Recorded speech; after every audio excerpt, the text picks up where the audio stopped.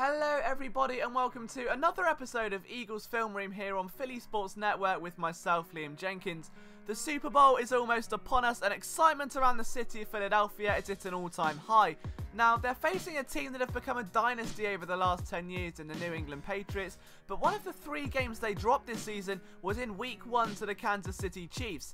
Now, Doug Peterson spent plenty of time under the wings of Andy Reid, dating back to 2002 in Philadelphia, and most recently as his offensive coordinator with the Chiefs.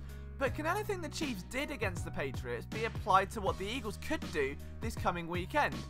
Well, it's time to dig into the eye in the sky footage once again to see the similarities between what the Chiefs did and what the Eagles could potentially do. Eagles may not have Kareem Hunt, but they do have a backfield comprised of several different styles of running back, and that's growing in versatility over the last few weeks. What we see here is a screen pass to Corey Clement, but watch how the Eagles receivers are able to draw the attention away from the cornerbacks and the linebackers. All of their eyes are fixed on their assignments, and this just gives Clement some opportunity to slide out of the pass rush out of the backfield and create a big gain. The same concept is applied here, but watch the receiver down the bottom of the screen who runs purposely in to the Patriots safety in order to create a slight bit of hedgeway for Kareem Hunt to charge down the sideline and get a gain of a similar margin. But screens aren't the only area where Kareem Hunt's dangerous. He's one of the best one-cut backs in the league already after a scintillating season in 2017. Watch the run blocking here. As the offensive line pushes one way, Hunt cuts in and goes, you know what, that's not for me. And he slides to the outside to find the open man and find some extra yardage for a big 8-yard push. The Eagles don't have that level of one cut back, but they do have a barreling Jay Ajayi who refuses to go down. On a read option here, Foles probably wrongfully hands it off, but the run blocking again, pushing the other way. And Ajayi is able to take that ball and instead of bouncing back, just takes a step extra outside to use his natural speed to push around the defensive end and get that same margin. Hunt is just as dominant in the trenches as he is around them, and the Pats felt that firsthand in Week 1. The Chiefs' offensive line turned their blocks upfield to force a hole for Kareem Hunt, who storms through to the second level for a big gain. The Eagles may not have that natural one cut, but they can replace it with dominance in the red zone.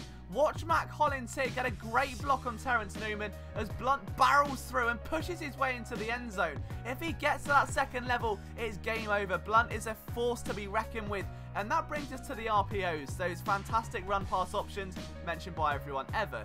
Now here, Foles has a gaping space. He's able to sling it to Alshon Jeffrey, and this is a recurring theme. Here, Smith fakes the handoff, and look at that, it's parting the Red Sea. The reason for that was that the stacked receivers on the other side were able to completely open it up. Now Smith hands it off and makes a good call.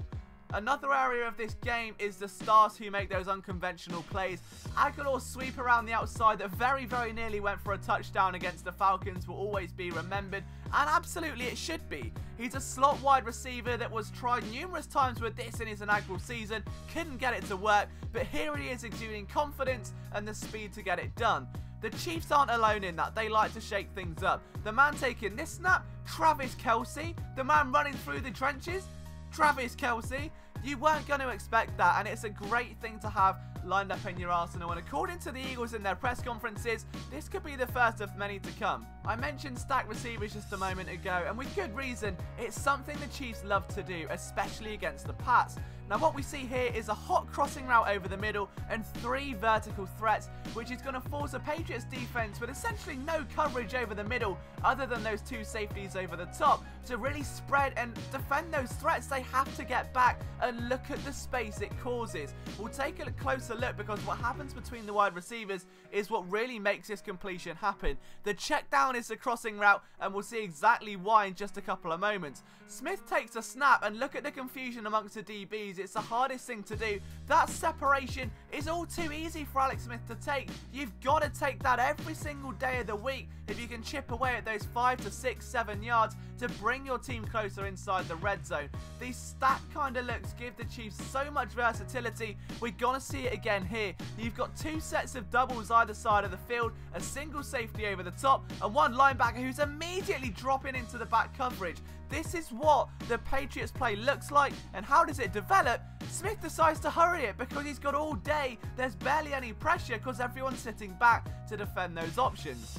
The Eagles actually used a couple of these against the Vikings, and it's easy to see why. Nelson Aguilar and Trey Burton are stacked down the bottom, and what I want you to watch for here is Trey Burton, number 88, just inside. Aguilar's going to get off that first block, and to stop the zone coverage, to stop anyone trying to get back, the Eagles realise that there's a single safety over the top, and if Burton can distract him enough, which he does, it gives Aguilar time to make the adjustment, which he then succeeds with, and it gives Nick Foles a slim window, which he hits the home run through and creates a big play for the Philadelphia Eagles.